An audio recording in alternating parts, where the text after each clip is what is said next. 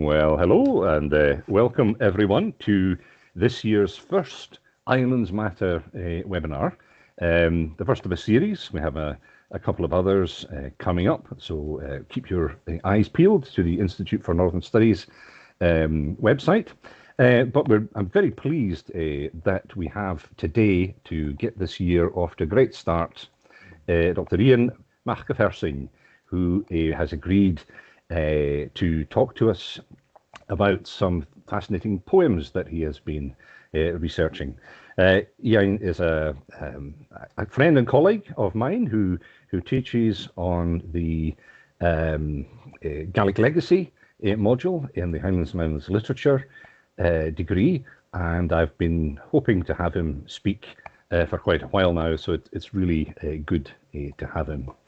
So Iain is a specialist in Scottish Gaelic diasporic song poems, and he's been researching them and researching dislocation and memory, and it's culminated in a PhD in displaced poets, migrant writing from the margins of movement and memory. And it's a talk that it will be of great relevance both to people here in Scotland and the descendants of the diaspora abroad.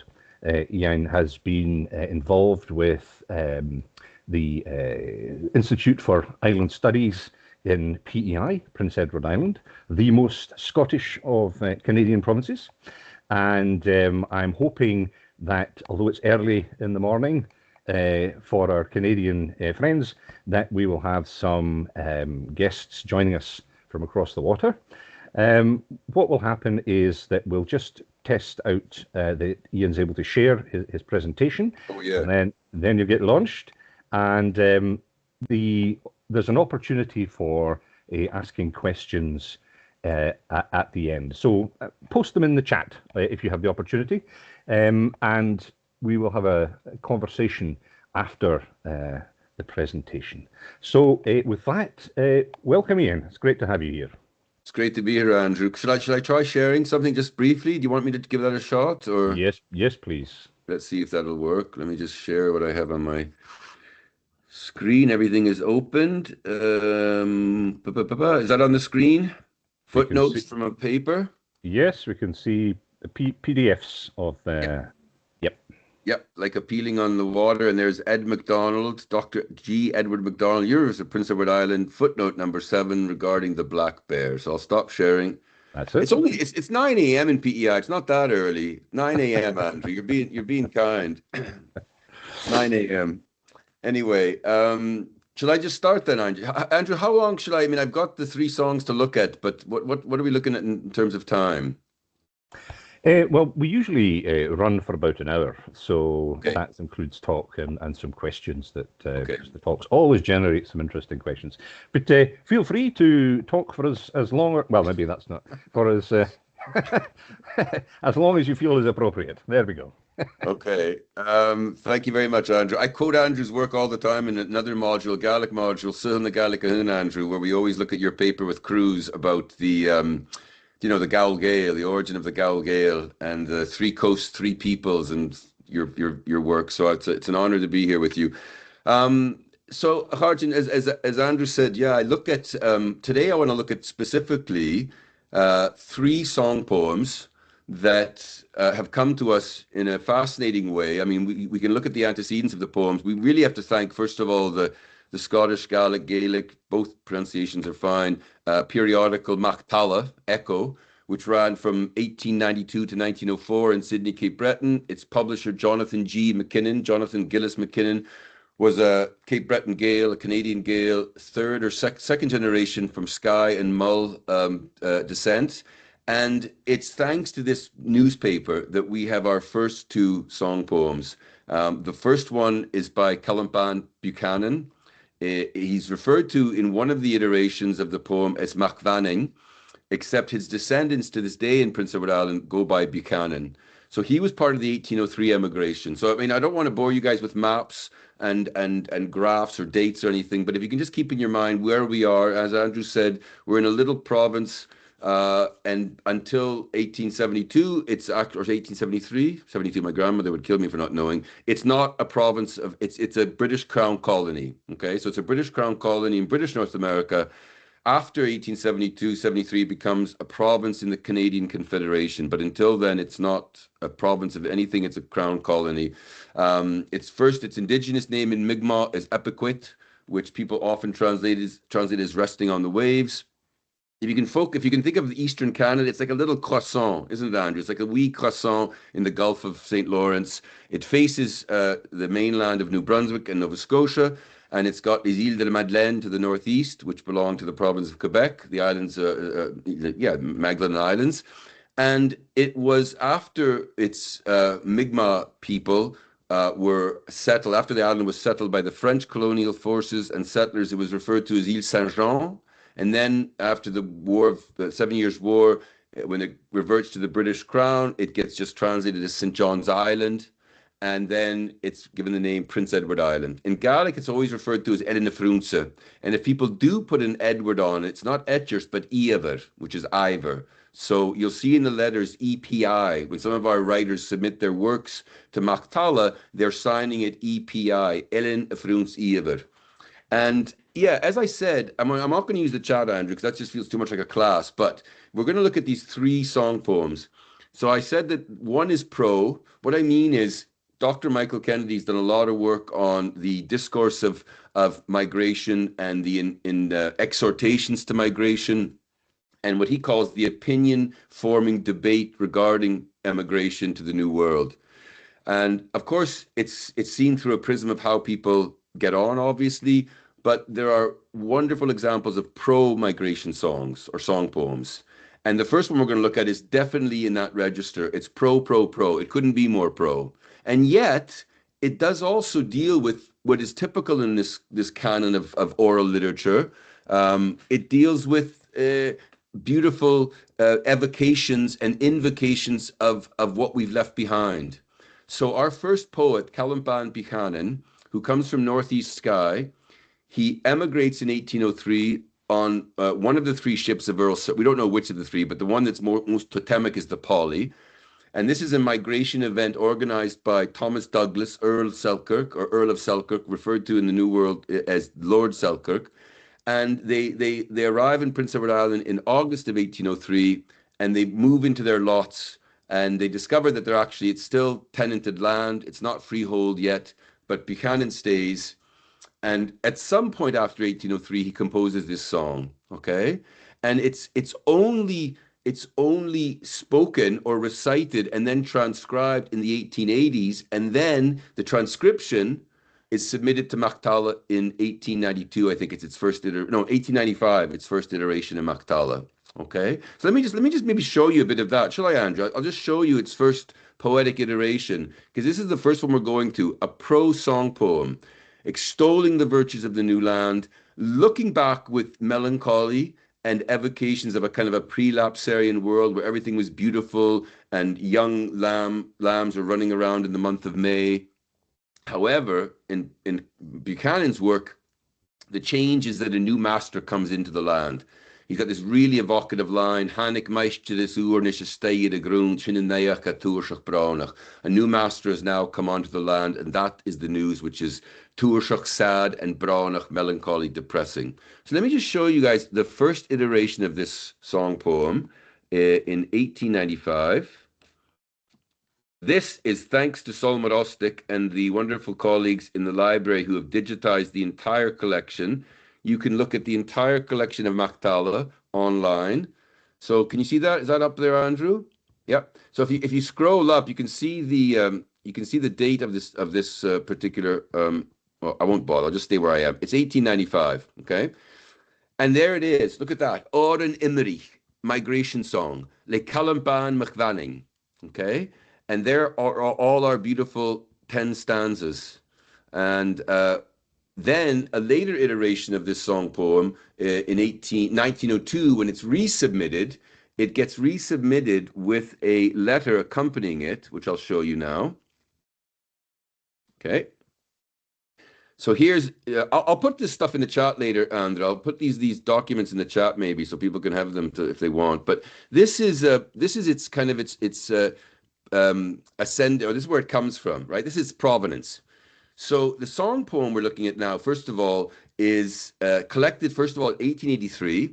It's published in 1895. You saw the actual, the actual page where it's published, page 8. Volume 3, number 41, 1895. Then it gets resubmitted in 1902. It also gets published by Alexander MacLean Sinclair in his wonderful work, The Gaelic Bards. Okay. And of course, its 20th century iteration is here in the work of the late, wonderful Sister Margaret MacDonald, a Canadian Gaelic-speaking scholar from Cape Breton Island, who is also a sister at University of St. Francis Xavier in Antigonish. Okay, so I kind of use the text. I based it on MacDonald, but I also go back to the 2 iterations in MacTalla, Andrew, because interesting things come up. You can find various things which are very much dialectical. So anyone in this seminar now who's interested in Scottish dialects, Scottish Gaelic dialects, it's clearly Skye Gaelic, sometimes Raasay Gaelic, and it's in its New World iteration. Okay, so here, look at this, you guys. This is the letter which was submitted with its republication in 1902. And it starts off, the writer says, Calum Bàn Buchanan. It says, this song was composed by fair-haired Calum Buchanan, one of the immigrants it says, on the famous vessel, the Polly, which sailed from Portree in the Isle of Skye in 1803 and dropped anchor in Orwell Bay, Elena Frunza, on the 18th day of August in the year of that year, with about 800 immigrants on board. Okay. Anyway, I won't go through it and bore you with, but there it is in Gaelic. Okay. I've just rewritten it there on the page. But this is the bit I think is fascinating. Look at this. It says in this paragraph, one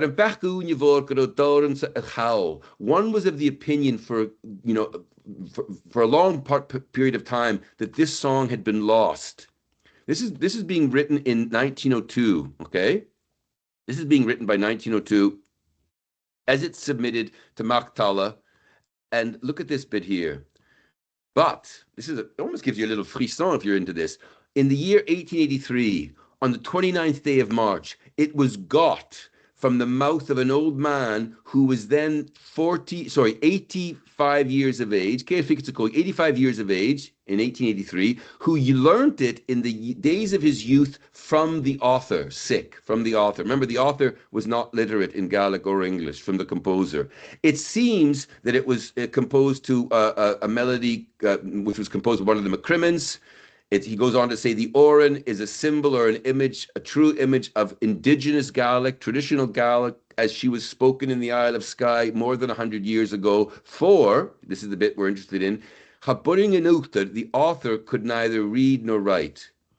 And then look at this. The song was written, meaning transcribed, by Ewan Lamont, and MacTalla, and it was submitted to MacTalla in spring 1895 with another Lamont man, Murdoch, One-Eyed Murdoch Calum, just a by name. And the editor says, we are now printing it again upon the request of some of our readers in Prince Edward Island. And if you're interested, Dr. Tybert follows it down in Dublin. He's certain, it says that it's a certain Ruadi Mór MacLeod, that the Prince Edward Island Gael in 1883 who spoke these or sang the song to our transcriber Ewan Lamont was a certain big Roddy MacLeod. Okay? So this is the way it starts. In fact, let me just play you, let me stop. Here's the first stanza, right? I'll read it to you so you can just hear it. And now can you hear the assonance? Remember that Gaelic poetry is assonantal. The rhyming is with vowels. So I'll continue. The guard gadlu, Nulson Sulad and Links, Ishigal and Nul go Raasay. Hut McFajas a Jeeks, a Geachrum Heen, Sanolias she is Gatrotay. Spiga Ferishar tour Nishnahid a Steward, Gus a Jeji as Kuhn and Hoeing. So the translation I did for an event back in 2003 is here. And in memory of Harry Bagwell, anyone who's online from PEI will know who Harry Bagwell was. So here's the translation. When the time came for us to sail out of Portree Harbour, the shore was lined with downcast folk, eyes riveted on the ship as it made for Rona. McFadden from Dig called out to me, now she'll head down to Trotty, so have the best hand take the helm at least till she gets above sewing. Okay.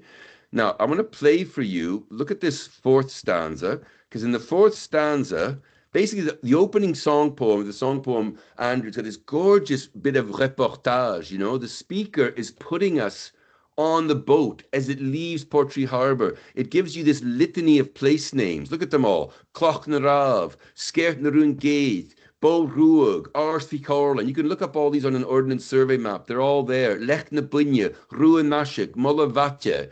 And he tells one of the speakers aboard the ship says to give the Ruhunish current a miss because it's powerful, it's big, it's more, okay?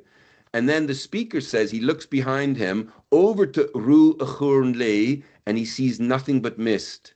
So MacPhail glances up and says, I'm quite sure it's the summit of Store, right? That pinnacle there in the northeast part of Skye. Look at the fourth stanza. This is the elegiac kind of pastoral Highland elegy where the speaker is remembering with the conditional, you know, the habitual past tense, remembering the life before emigration. Mother, he says, Mary, Mother of God, Mother, right? So that's why I put mother. How often in Rig I was under its shade, the shade of Store. Such a place for cows. In March, the cattle would be in Carn, place name. The grass growing with the daisies. Fresh green rushes would rise up in clear water under sweet-smelling, beautiful banks. And the sheep would be there, jumping around, frolicking around, giving birth in May to young lambs. Okay? So there is an evocation of a beautiful world before the fall. And I'll let you look really quickly at how it looks in the original Gaelic. So there it is. There's that stanza number 4. Okay. So there it is. Mother, Sminikava. I gave myself a sound file, but I don't know, Andrew, how well this stuff plays. I tried a class that they couldn't hear anything. So I'm going to play it from my phone. Okay. Let me just come out of sharing. I'm going to play it from my phone. This is the late Reverend Norman MacDonald being interviewed by Calum MacLean, the brother of Sorley MacLean, in the 1950s. And Andrew, he had spent many years in Prince Edward Island, preaching in Gaelic and in English before he comes back home to Skye. So in this recording, it's just a snippet, and it's him. I think it'll work better this way. It's him singing that fourth stanza, so you can hear the melody. And this is a melody that he said that he had learnt in Prince Edward Island. Okay? Don't worry, it'll get louder. You'll get there.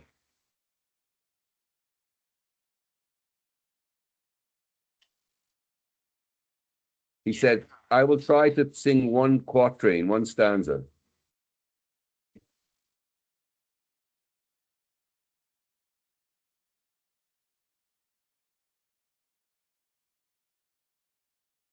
Fortunately, can't hear it. Can't hear it, Andrew, no? That's a shame. Okay, I can put that in the chat later. Anyway, it's a beautiful rendition of that song poem. So let's go back to the poem itself then. I'm sorry about that. I thought that was going to work, but it was asking too much of technology. Okay. You can still hear me though, yeah? Loud and clear. Okay, good. Yeah, Sophie, I'll send Sophie that. I'll put that in the chat. Okay, so here we are. So there it is. But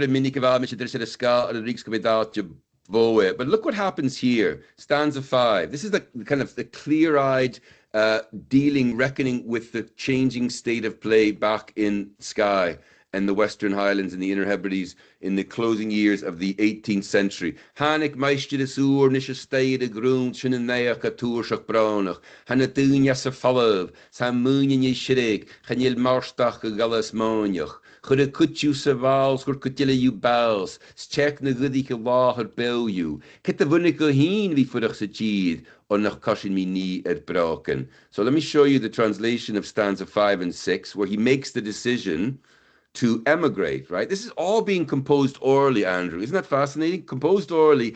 And the shifting of chronology is just so skillful because the speaker is taking us through various theaters of action. He's taking us maybe back to Flotagary. He's taking us to Northeast Trotanish and Skye. He's got us on the boat.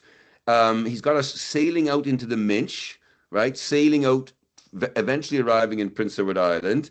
And then in the fifth stanza, look at this. A new master has come in onto the land, upsetting, unsettling news. The translation is a bit too, I mean, I think it's a bit too fancy now. I would pare it down a lot. The people are leaving, their worldly goods withered. They've not even a cow for the moor. Some were put to rent, others slaughtered. Only a bare few of the cattle remain. So what would it benefit me to stay on the land when I can't earn a thing from shoes? So most people, like Sister Margaret, reckons that our man Calum Bàn, as well as being a tenant, was also a cobbler. So he makes the decision in stanza 6. Sanna hates me harsal, sanna lenis mi kauch, I will go overseas, right? There's the beautiful chronological play, isn't it, Andrew? Because, you know, the composition is being made in the New World, yet the speaker is evoking this decision to go. I will go overseas, future tense. Sanna lenis mi kauch, I will follow the rest. Try to get us ourselves a place to live. We'll get new land to be bought from the ground up. Actually, disappointment, spoiler alert, you won't, because you're still going to be tenants until the 1870s and not own a penny on it. Now, look at this.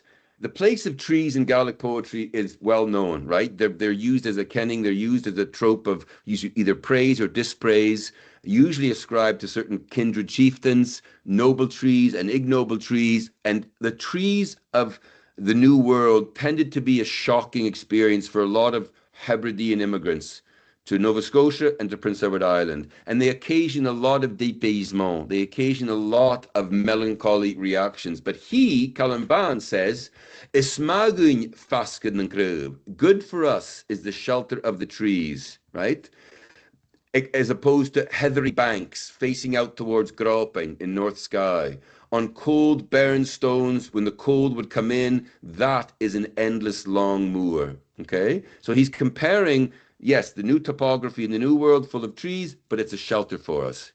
And then he's got stanza 7. I want to just really quickly show you how that sounds in Gaelic, because it's incredibly provocatively done. In stanza 7, you get this use of the imperfect tense. So he's still using the habitual past tense like he did in stanza 4, but instead of, invoking a world which was beautiful and, golden and, young lambs in May, he's got a different take.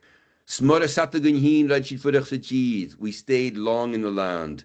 Get the hook of it sneak a down. Shim a doskening house, he could go in the noun. Churig sheket that feg voundry kill it. This is the bit I really like, because that is the original iteration in the first publication, Reamich, which is Skye Gaelic for Rachamich, right? Or Yeamich, if you're from Lewis or Harris or Bernard.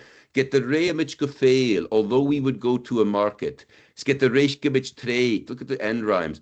Although we would sell a herd. Get the Yeamich feich geloaded. And although we would get enough value for it. Look at the tense change. Hikabali mangurs. And it is capitalized in the original text. The bailiff, the factor will come round. Lishna sumani chrue with the hard summons. And he will take everything away from us. Then there's a bit of ad hominem attacking of a certain factor, okay? And he calls him an arstenach crue, a hard, arrogant dolt, with no compassion or mercy for the tua, for the rural people, for the demos. He's got no truas, he's got no trochgoit, right? And then in stanza 9, you get this kind of boosterism, who is the Usa Andra? The speaker is talking to an Usa, the speaker is talking to Nu and saying, but if you ever go overseas, but if you ever go a Nul over, across the sea, take my farewell to family that I know, give them an invitation, to escape from the rent, and for them to come as soon as they could. And this is the part what I think is really revolutionary. Look at this. I'll go to the translation as well, but look at this. And if they could get if they could get time, now, if they could get a manner to come over. Look at this, you guys. And shin they would not be beholden to MacDonald, which has to be the clan kindred chieftain MacDonald's of Sleat and Duntulm. In fact, they would get a place, in which they would plant a crop. And if you know PEI, you know the potatoes, Srova Hinyug Panata is Yornaum. Too well would potatoes grow for them there. And the last stanza, I'm going to come back to, but I'll just show you really quickly the translation of this 9th stanza. And it plays like this in my, again, I regret the translation now, but anyway, that's what I have to work with today. Okay. So, oh yeah, look at number 8. Look at stanza 8 where he's slating the factor. He calls him a joyless raven, a fiach ganar. He says, who's now the factor in place of MacLeod. He calls him a cruel, arrogant dolt. No love for the people, the demos, the common people. Hardly surprising he's single under the sun. I have no clue who knows him. And then that bit I've just read to you, they would no longer be beholden to MacDonald. They could find a place, plant crops where potatoes and barley would flourish. And in the very last stanza, I'll read it to you in English, and you can hear how it sounds in the Gaelic original. And that's just a picture of my grandmother's, the farm where she was raised in Guernsey. I just want you to see what, rural PEI looks like, where our Buchanan man ended up. We now live in an island of plenty, and what we plant comes to flower. Look at the tense. Oats grow, wheat ripens with turnip, cabbage, and beans. There's sugar from trees, free for the taking. He's talking about maple syrup, in great heaps or gobs. I think I should use, my grandmother would have said gobs. And fresh colored red rum. This is not an abstemious dude. In every cabin and shop, as abundant as water is drunk. Okay? So let me just show you that 10th stanza, and I'll pick out a few little points before I go on to the next song poem, which is a contra one, very much anti-emigration, anti-removal.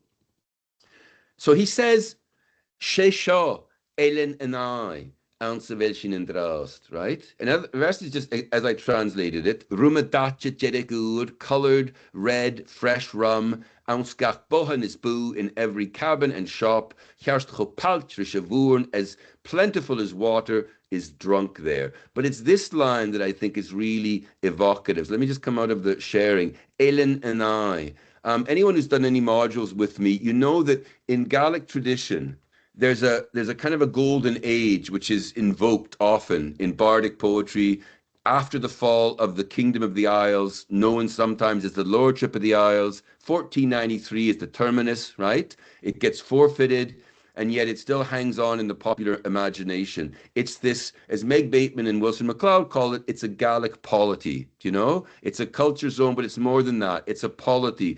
It's almost in a way a rival kingdom to the Kingdom of Scotland to the east.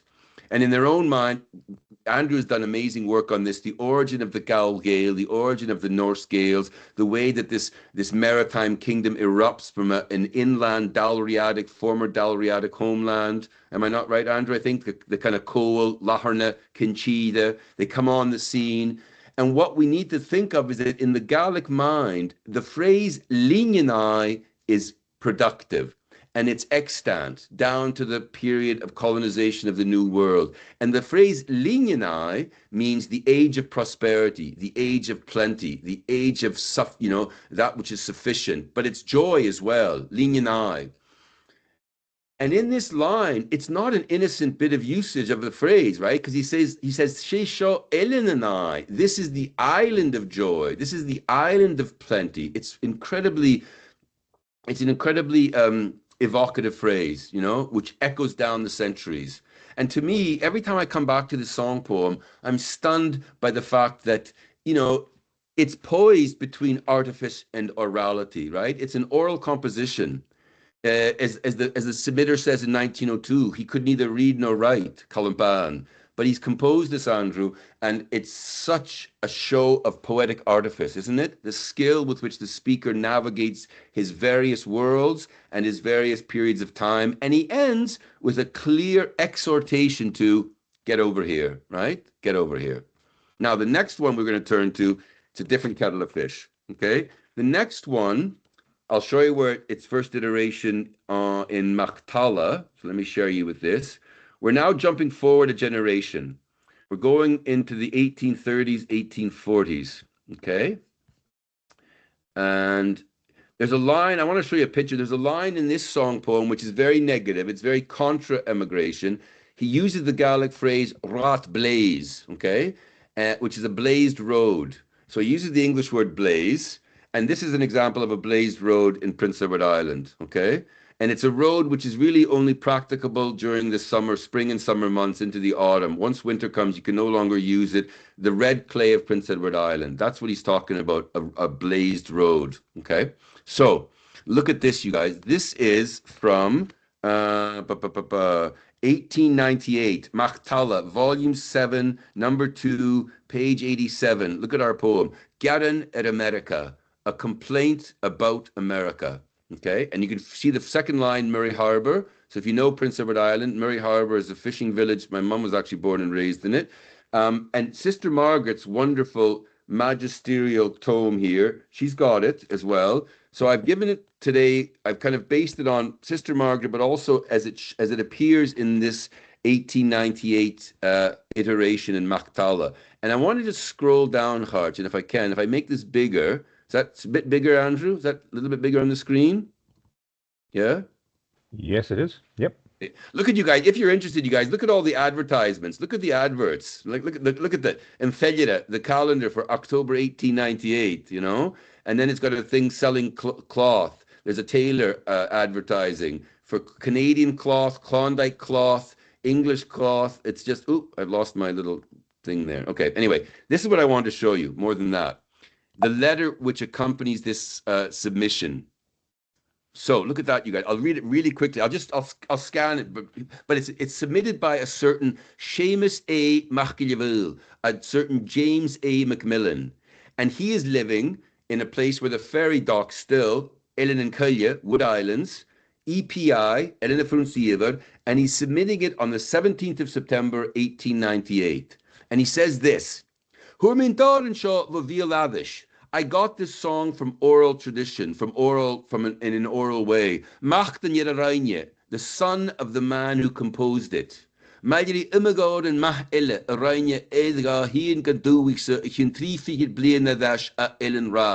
says, along with a lot of other songs he composed after he had come to this country 60 years ago. So if it's 1898, he's come, let's say 1838, from the island of Raasay. He was an upright, kind man. Now look at this for a bit of Gaelic parochialism. And along with other things which did not agree with him, or literally which did not go with his appetite, it seems that the speakers of English would not get a place quite so warm in his heart as would get the speakers of Gaelic, okay?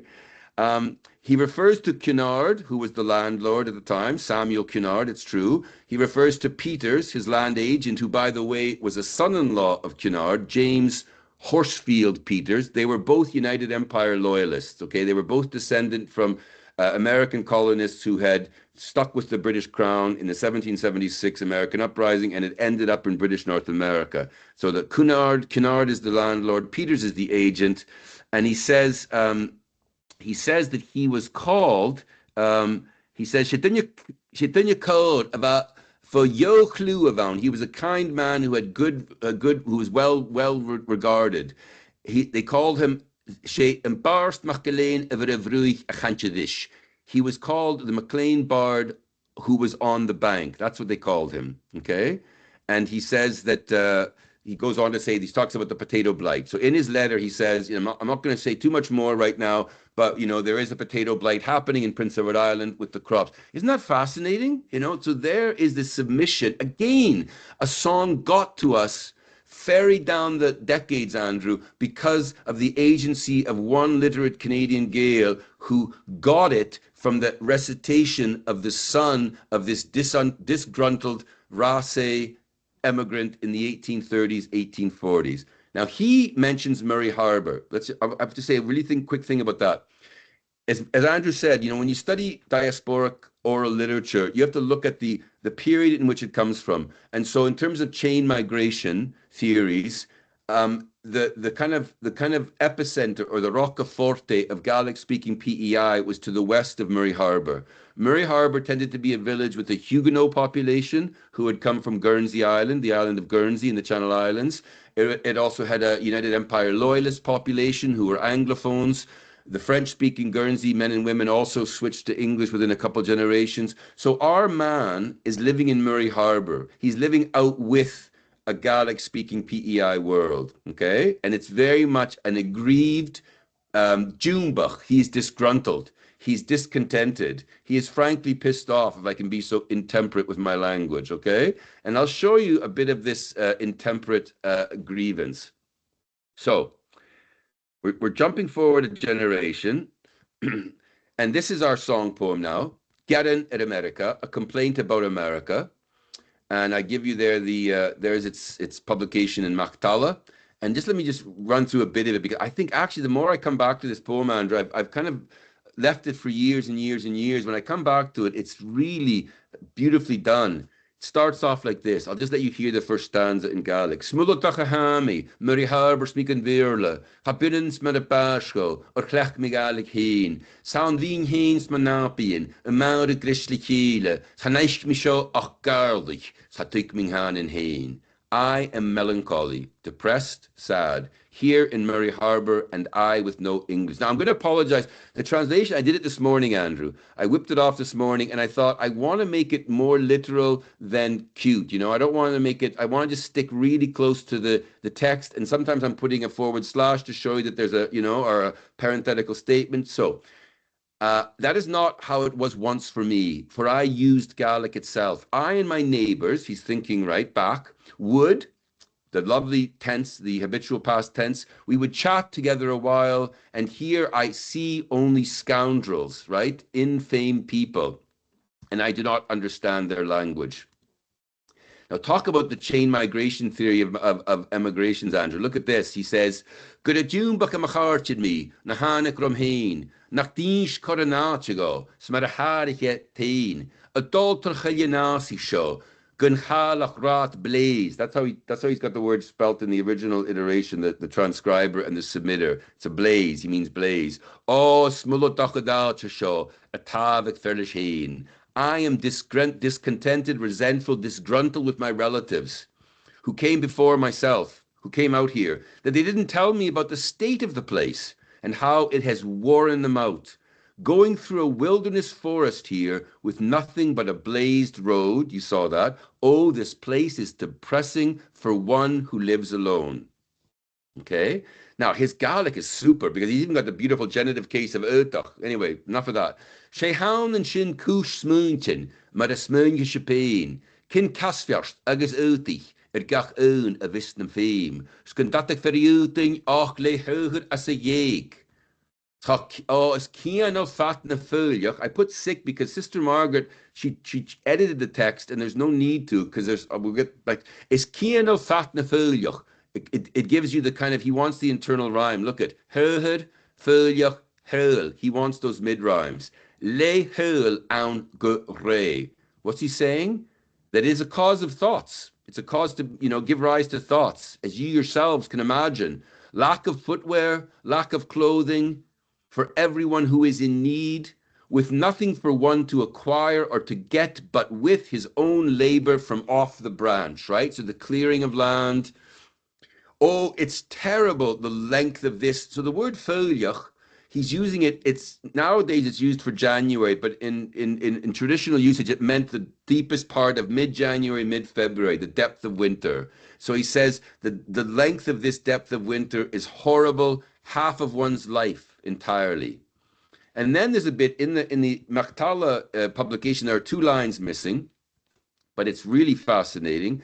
He says, unlike Calum Bàn, who wants everyone, Andrew, to go back overseas and tell everybody, get out of there as quick as you can.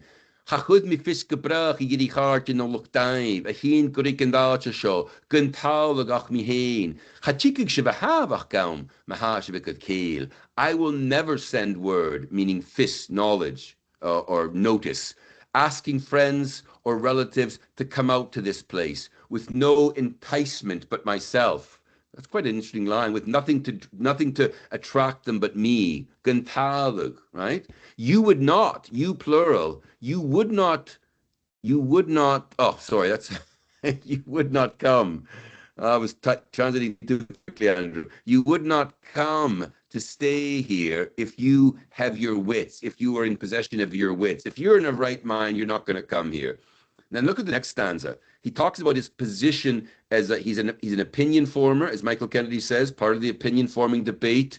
But he says, "Snampanya skrieg, horskanishiga muskio, gefonig limen yiding, gus a yitig, snach badrie, get the yenig for the yigelown, sa jitavikared, kush ikkel, fuakanuli." He has the same word, but he's got a different iteration of it, different tense, or sorry, different gender, not tense.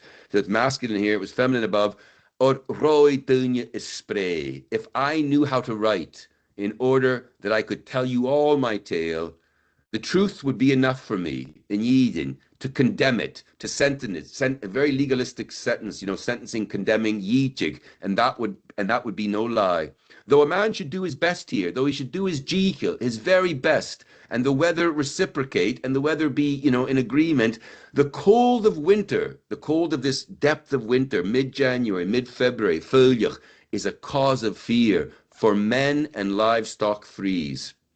Now, he jumps back to Scotland, right? He jumps back to Alapa, which is not always that common, Andrew. Even the word Alapa, it's not always evidenced in diasporic literature. Often they talk about their Dúich, and when they say their Dúich, they mean their pays, they mean their paese, they mean their, maybe their whatever Hebridean world or West Coast world or Cole, wherever they come from. That's generally what they're referring to. But he's referring to Alapa. So he says, Smor Campiar vi Nalapa. And here it's very much pastoral elegy. It's very much Highland elegy, although he reckons with the roughness of the land. Ferin Garev, he gives this little bit of, Edenic pleasuring of himself in the landscape by himself, because there's no reason to fear the black bear. He says, A chulatug falain, rikoshna ferike re, Hewlin grishkan and anamachauns, Skalain smilum hain. Look at that. If you guys are into your Gaelic grammar, that is super beautifully curated language. Look at that. That is the impersonal, passive, conditional, or imperfect tense, passive imperfect tense. With no fear that I would be killed. And it's thanks to Ed MacDonald, who identified that beast for him, which was referred to often by the settlers. The black bear was called the black beast, the black wild beast of the branches.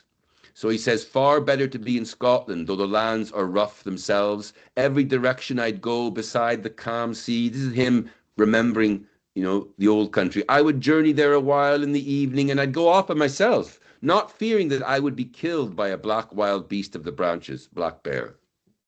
Now, here's an interesting bit, Andrew, because he's talking about the difference in weather, right? He's saying that this place will freeze you. This place, the winter lasts half a lifetime. But he's going to evoke here a inner Hebridean weather pattern, which we're all living with right now, aren't we? And we're pretty sick of it. This endless rain, this endless dreich doer weather. So he says this, Get the hikig law tuaron, le keos, good tuas, gun grain. Yeah, pretty much what I have out there now. Chabaun and kaya huampikin. And he puts everything as it shows up in MacDonald. So the submitter puts this word in inverted commas because clearly it's the word swamp in Gaelic, swampikin.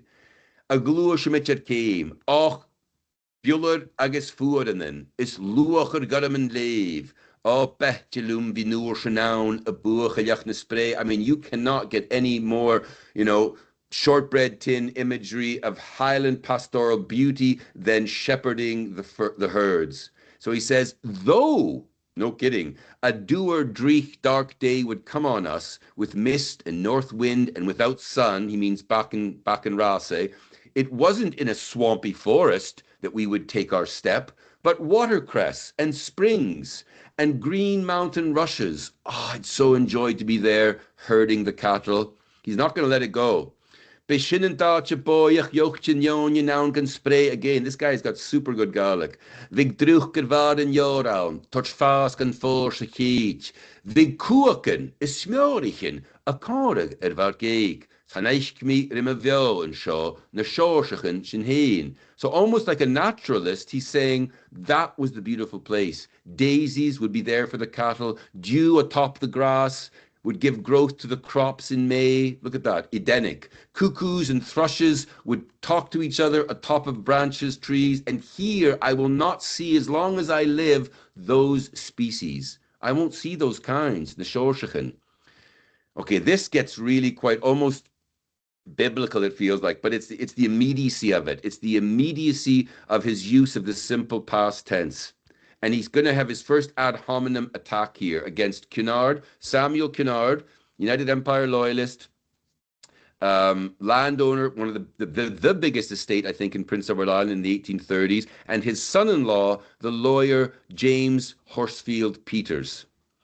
Galshin nasanatjeshins, Gatranik shin shaheen, a doel can fight je faveraun, snach big a maal getrain, sa Peters garsarichuch, smartika baas er heen, o shater good gefaction shaw, Cunard a hanaveist. This is typical of contra song poems, Andrew. It's really caustic, it's biting, it's ad hominem.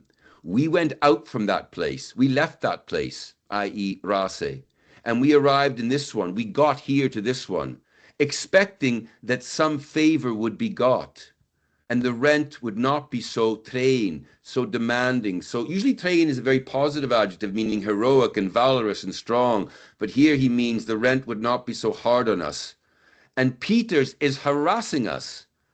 And unless death come on him, I know the translation is clunky, Andrew, but I just wanted to be very close to the original. And unless death comes on him, subjunctive there, unless death come on him, oh, we must leave here. And Cunard, he is a beast. And then he's not going to let this go. This is his final stanza. Oh, Peters, strug na kuchluge, skadreg. I put sick because I think it was misinterpreted by Sister Margaret, if I may, because I think what the verbal phrase here is gadreg. It's the Skye Raasay Gaelic for would go, instead of gnurig, would give. Anyway, strug na kuchluge, that's harsh enough. It's a pity he wouldn't die. And that his thought would not go to death. Peters. So but a shall the noon you did be upper tour gaheen. A spoorshikuk na doen je boch. So kunne moor na ye. Och jeve haas geolug for na good a Gael. Oh Peters, it's a pity he wouldn't die, and that his thought would go to death. So he wants his thought to go towards death. And if the one man will not look on him, so if God himself, doesn't look after him, if he doesn't look on him, his work will be expensive for himself. His work will cost him dearly. Peters. Driving, that's a cool word, spoorshik. It's not very common. Driving out with violence, driving with violence. A spoorshikuk, driving out the poor people and putting the bailiffs after them. I hesitated, Andrew, because the word muir can be factor, but usually Bali is factor, and he's in the New World, so they really are the bailiffs, the agents. Putting the bailiffs after them. This is what Peters does. Oh, he will get his just deserts. He'll get his geolug. He'll get his retribution. He'll get his payment. What a threat, where it can't be put to use. So that is a crisp, right, clear-eyed slating of the present place, an evocation of the inner Hebridean past, where everything is beautiful. Even the shite weather is good, even the terrible weather is, I would rather be back there with the watercress and the luachurgarum and the fresh green rushes of the mountainside, as opposed to here with this long winter, this blaze trail, and this landlord and his land agent, Peters, who are vexing us, who are harassing us, who are treating us ill. Okay? Fascinating statement from the contra side. So we're going to end up really quickly. I'm conscious of the time. We're going to jump ahead now a couple more generations, and I'll show you my paper, because we're going to go to, our man Donald Angus Stewart, is born in Skye in the late 1830s. He emigrates with his family as an infant, and they settle, first of all, in High Bank, and then they remove to West Caledonia, which is called in Gaelic, PEI Gaelic, Scouser. West Caledonia is called Scouser, like the island of Scotser, which is fact, is the island you would have seen from Torrevieja, where our man D.A. Stewart was born. But of course, he doesn't remember. He was 2 years old when they left, right? He's been told about this landscape. Anyway, he comes to age in Prince Edward Island, gets married with a family, and he goes out west. He emigrates to the U.S. territory of Dakota, the Dakota Territory in the 1880s. And he settles there. And eventually the part of the Dakota Territory he's settling in becomes North Dakota, the state of North Dakota. And in 1902, he sends a letter to his sister in Montague, Prince Edward Island. And I'll show you his handwriting. Okay, so here it goes. This is worth looking at, I think. There we go. So I first came upon this poem in an anthology my grandmother gave me, published in 1972, Andrew, for the centennial of Prince Edward Island joining the Canadian Confederation. And it was a trilingual anthology. It had Gaelic in it, it had Acadian French, and it had English in it. It had reference to Mi'kmaq tales, but it had no actual Mi'kmaq language. So I came upon it years ago, and I was struck by the opening of it, the opening stanza. Himi uam, le mosmuanchin sa snav, gartev gana chuan, in yer hua, stolen arch. Okay, so let me just scroll down to show you this opening part. I'm trying to shift my little thing, Andrew. Oh, I'll get it. Oh, there we go. No, you disappeared on me. Come back to me. Okay, look at this. Look at this. Feast your eyes on this. So yeah, this is the translation. I see from me, meaning away from me. I can see away from me with my thoughts that are swimming. That is an unencountered phrase in Gaelic poetry. Mosmuanchin hasnab, on both sides of the sea, this northwest and rising. So what does he see? First of all, he sees Skye, where his people are buried. He sees another island, which of course is Prince Edward Island. Yeah, here it goes. He says, I see from away from me, with my thoughts that are swimming, another island, beautiful, green, surrounded by salt water, PEI. I see where I was young, at the beginning of my force. I see family and friends. I see companies of my loved ones. So in his mind, in his North Dakota present, we're going to come back to that. But look at this. This is his handwriting. Okay? So this was given to me by a friend of my grandparents. Look at that. March 1902. Can you see that, Andrew Chor? Is that up? So March 1902, literal chills, right? Himi uam, lemos muanchin sa snav, gartev gana chuan, in yer hua stolen arch. Okay? Ellen Skye na the Isle of Skye of the Mist. So the first page of the handwritten version of the song poem, reproduced by kind permission of Mrs. Betty Campbell, also of Murray Harbour. Who is Betty Campbell? She's the granddaughter of D.A. Stewart's sister. So he sent this letter to his sister in 1902, in which he put two poems. And one of the poems is the one we're going to look at now. So I'm just using, I wasn't going to bother retyping everything out, Andrew, so I kind of cheated in a way. If I can just scroll up, this is part of hold on now. This is part of a paper which came out in Raasay na Gaelic, High Bank to High Noon, a Prince Edward Island Gaelic out-migration song poem from the far west, okay? So through the paper, I talk about its origin and the play, but I want to show you what happens in the original, okay? And I'm conscious of the time. So I call this a pro-contra poem because he's very much pro-Skye. He's very much pro-Prince Edward Island. Okay, I'll show you this where he talks about PEI. I mean, there it's kind of typical. He's talking about Skye in typical Highland kind of chauvinistic, singing the praises of our valorous Gaelic military pride, right? He says, "Shut the Jeers around the Shoj." That's the land in which the heroes lived. Yene Codex na blood, who would do battle, who would give fight in the battles. So Laishich Claymore, and who would handle the Claymore. A Horchtodach Ganav, who would be in pursuit of the enemy, right? So he's giving you this image of a barely elapsed Kingdom of the Islands world, isn't it, Andrew? It's kind of still a Gael world of military valor. He says, Shit the Gir Saron Slúg. That's the land in which the people were. Kuchi Nish have followed. Look, so he does understand that Skye has changed. He says, Kuchi, some of this land, follow food, empty cold. Kuch Slúi, good genitive, Anskachat, and some of its people are in every place. And then he says, I see another island, Skiavach, beautiful, Uain, green, Skurs de Chilesal, surrounded by salt water, Himi Fararomiok, where I was young. However, he says, I see from me in the grave some of them, and I am here. Smin Shos in Yedhua, a Miskach Sluai, Smifo Frab. So this is where he starts to turn contra, right, Andrew? Because he's in this Dakota world. Now, he doesn't make any mention of the Lakota, of the indigenous peoples of this territory. But he's referring to, in the next stanza he says, I am amongst every kind of people and I am depressed. Smifo Frab, I am under melancholy. Why? Hami nishamiskach shores, I am now amongst every kind. Avas in Europe behab, who were in Europe living.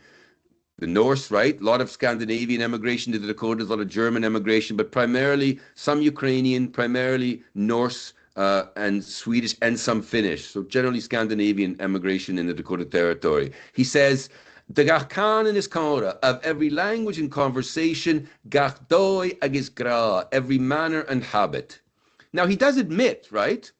Kind of like Calum Bàn, except Calum Bàn is singing the agricultural benefits of the new world. He says, almost begrudgingly, get the hur misinir hua, ferin buad agus bar. Although I got in the northwest land, cattle, and crop, ata, look at that. That is affectation, right? It shows you that he learned his Gaelic literacy from the Bible, because he's using the old classical iteration of ta, which is still used in Irish Gaelic, and it's not used in Scottish Gaelic, except in high register speech predicated upon the Gaelic Bible. A taminian se nyohuanyuch, a misk sluai, a ta gun gras. I'll read the 11 stanzas and then just get to the translation. Nur a laurist mi manachod, be mi maner de gra, a ta gach un son alone, had jenet conrag magras. Okay, so he goes back to seeing another island. He does evoke the old people, Nashaunt and Yakod, who are now under the soil. He wanted to go back, etc. He evokes his parents, who he respected and loved, and he says, "Smochuch kloinye, tareshein, ahuko rei pagas kra." Well, look at that 16th stanza. But look at where he changes here in the English translation. So he says, and I here in the northwest, among every people, and I depressed. I am now among each kind that resided in Europe, of every language and conversation, with every manner and custom. Although I found or got or came by land, cattle, crops, my mind is restless among people with no grace. He means Calvinist, right? Reformed Church grace. Solo gratia. He means the Augustinian notion of grace alone, which John Calvin so loved. When I speak of the just or that which is right, I am usually alone.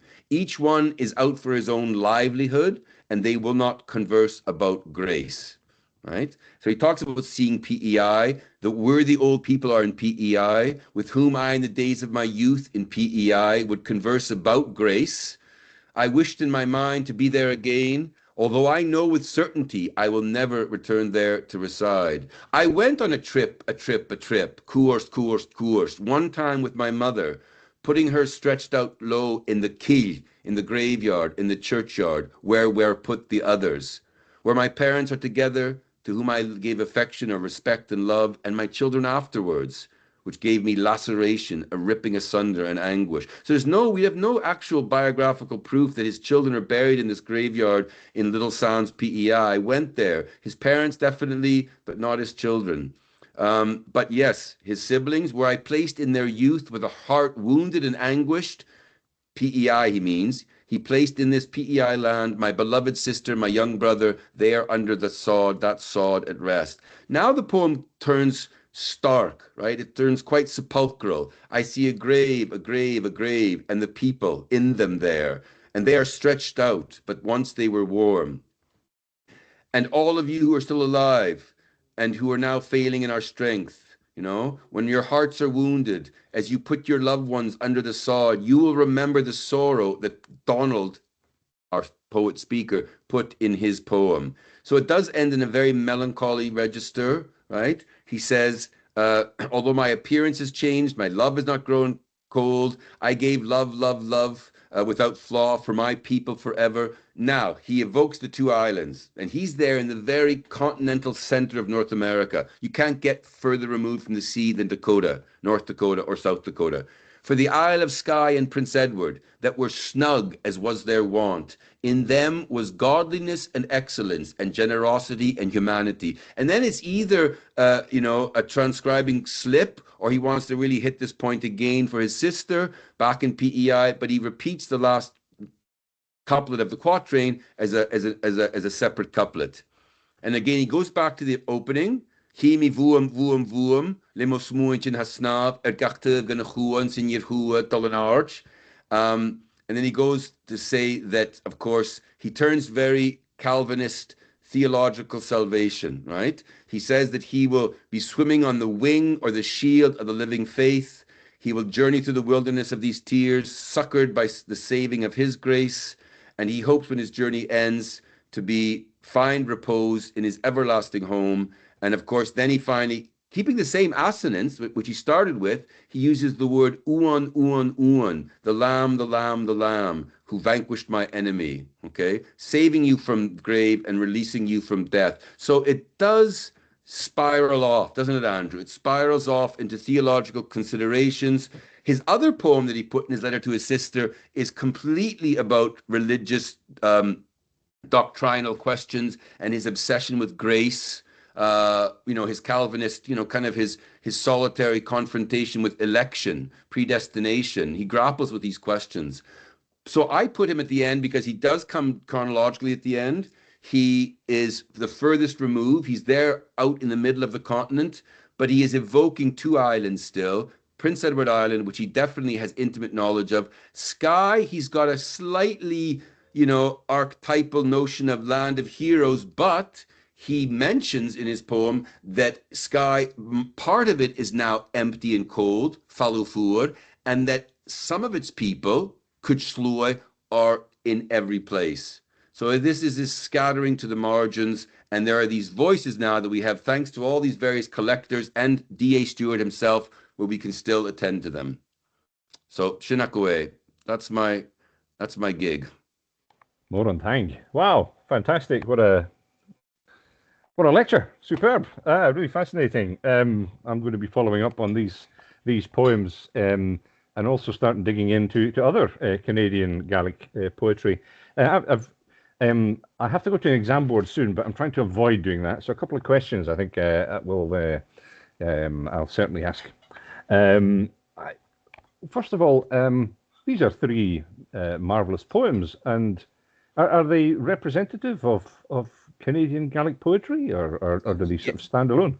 No, they really are. They do. I mean, there's a huge corpus of work. There's a huge canon of work, Andrew. And I mean, Sister Margaret did amazing work in the 70s and 80s when she published the Emigrant Experience. So, Rob Dunbar, a friend of ours in Edinburgh, everyone has to deal with Sister Margaret in some way. But the work is out there, and sometimes you come upon them. You come upon these like errata. You come upon them like that.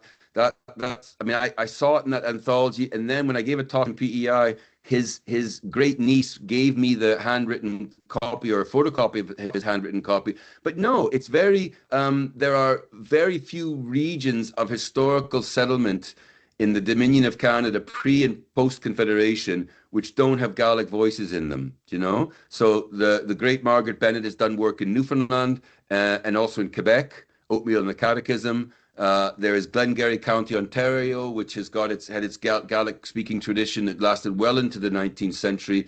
Of course, people think about Cape Breton as the, Roccaforte, but there's also mainland Nova Scotia, and there's Prince Edward Island with its poetic voices. And then to the west, what we call the Northwest, not in D.A. Stewart's notion of the Northwest, although, the north of the border Northwest, which would be now modern Manitoba and Saskatchewan, and even into Alberta from the 1920s onwards, you get these poems. When I was a young man, Andrew, there was a poem which I never got to find, and the people in the community in Clandonald, Alberta, said that it was an excoriating poem criticizing the Clandonald settlement of Father MacDonald from, Sophie knows where he's from, Fort Augustus, Killiachumming, and that there was this, it existed somewhere, but no one could find it anymore. Someone remembered hearing it. So no, it's quite a, and it does, you get both sides, like a flighting, you get both pro and contra in the Scottish Gaelic record of Canadian,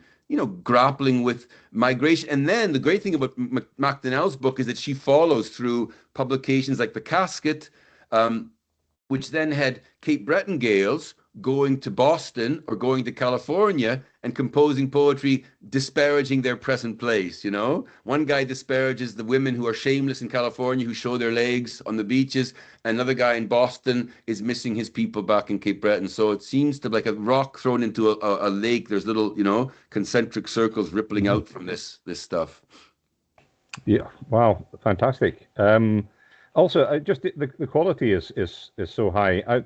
Just to get back to Calum Bàn, do we know anything about him in the sense of where he got this skill? I know he composed orally, but I mean that's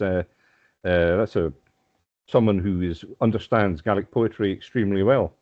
Yeah, entirely, Andrew. I mean, I think we don't. I mean, Sister Margaret did a bit of it, and she did an entry on him for the Canadian, the Canadian Dictionary biography. There's an entry on Calum Bàn that Sister Margaret wrote.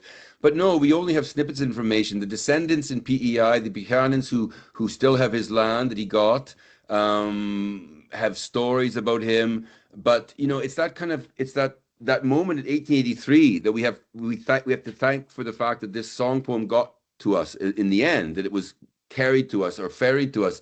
But no, we don't. I think the only thing I would say, Andrew, is that it shows the strength of the indigenous Gaelic poetic tradition, that he's composing orally, but he knows his language, he knows the assonantal requirements, I mean, there's one line where he says, he uses the word feich, which is the genitive of the word fiach, which is worth.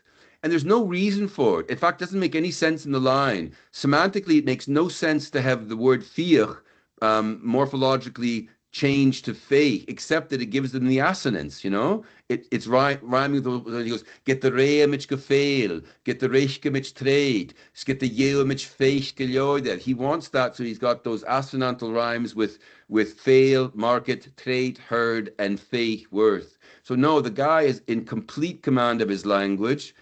And I think every time I come back to Mandra, I think for me, he stands out. I mean, his song poem is the diaspora composition. And it's not because it's pro, I mean, as a Canadian, I mean, you could accuse me of parochialism and say, oh, you like it because he's got a sunny view of the new world. It's not that. It's the fact that as a bit of artifice, it is so finely curated. It is so poignantly wrought, And I remember talking with the late, wonderful Harry Baglall, and he was unconvinced. He was so anchored in the written literary record that he didn't think you could compose something orally which had such, attention to verb changes. But you can, I mean, if we go back further to the late medieval, early modern bardic traditions of composition, orally, extemporized sometimes. I mean, Calum Bàn definitely has at his disposal the arsenal he needs.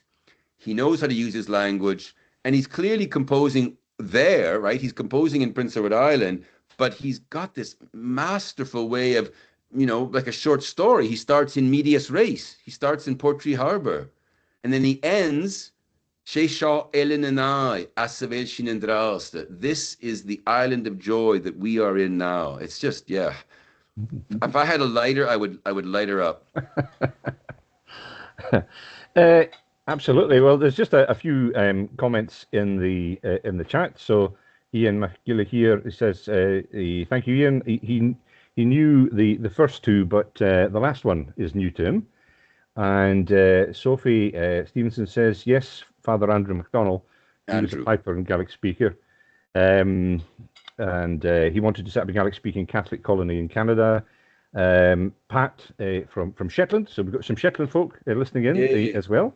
She's going to look up the poems. Behak there, Uavas Achain Inchinoch, Tang Vor. And and for Elaine, well, this is recorded, so you'll be able to follow it up on the Institute for Northern Studies website, and you'll be able to listen again to Ian's great explanation of these three extraordinarily evocative poems. So you pick up the names there, but maybe Ian can give you the name of the three before we stop. Yeah, well, I mean, I was gonna say, Andrew, I was trying to put in the chat. I was trying to upload some stuff, but I can't seem to. I can in my own classes when I organize classes through Teams, but I can't. What I'll do is I'll send you some of my documents. I curated a few of them just for today, so I'll send them to you, Andrew. Maybe you can put them on the site and people can have access to them, because in the Calum Bàn poem, Òran Imrich, or Sister Margaret calls it Imrich and Yelenach, which is its second iteration. There's an HTTP, there's a site for you to click on to hear Norman MacDonald being interviewed by Callum MacLean in the 1950s, where he sings he gives the melody of the Òran Imrich. So the first one is Òran Imrich, Migration Song by fair-haired Calum Buchanan. The second one is A Complaint About America by a MacLean man. All we know is his surname is MacLean. He came from Raasay and he didn't like Anglophones. He preferred Gaels. And then the third one is D.A. Stewart, Donald Angus Stewart, Skyborn, PEI raised, North Dakota buried, who went out working with the railway actually and got a homestead in North Dakota. And his song doesn't have a title, but it starts off, as is often the case when people anthologize Gaelic poetry, as Iain Mac knows, they use the first line as the title. Sorlia did it sometimes, So, He me uam, I see away from me, away from me, away from me. And that's the one that dances over, two continents, two islands, and ends up in a very, for him, depressing, multilingual, multi-denominational North Dakota world. So it shows a bit of, Gaelic prejudice and parochialism as well. Well, I think we will draw things to a close there. Thank you very much indeed, Ian, for opening my eyes to this poetry, and for doing your bit for sort of Gaelic Canada. And you've done you've come back to the old homeland, haven't you? Just before we go, just tell us a little bit about that. Yeah, definitely, Andrew. So, I mean, my mum and dad, mum is from Prince Edward Island. She's actually from Murray Harbour. She was born and raised in the train station in Murray Harbour. And she is, her family were mostly McKinnons and MacLeods and Gillespies who came from Mull and Skye, but also some Huguenots. There's a big tranche of the family which were French-speaking Guernsey people. And then my father's a McPherson. He was born on a homestead in Alberta. His family came from Islay.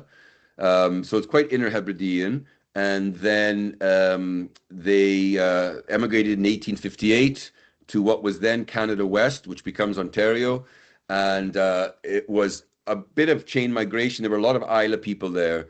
And yeah, I came back to Skye in 1996, Andrew. I wanted to use my Gaelic. I mean, I had it. I wanted to use it. I went to Solmarostic. I did the communication course. And after a year there, because I had been a French immersion teacher in Canada, they proposed Mark Ringe. They were setting up the UHI's new offerings. They wanted to have a first year discrete course, which could also lead on to the degree. They wanted to be obviously through the medium of Gaelic and Cours de Commerce. So they hired me because of, French immersion teaching experience. So I never left then. I stayed in Skye till 2006, came to Ulster University in Northern Ireland, where I am today in Belfast, and then went back in 2017 to work back for Solmarostic UHI, and I've been there ever since. A great tale. So, remigration. Wonderful, Ian. So exactly. That was superb. Thank you very much indeed. I know everyone's enjoyed it thoroughly because there's lots of comments in the chat. And look forward to talking to you again shortly. We'll see. And I look forward to quoting you repeatedly in my module, The Gaelic World 1. The students love your paper. That's a relief. Okay. Cheers, Andrew. Farewell, Ian, and farewell, everyone. Thank you very much indeed. Is that the end of recording? Yeah.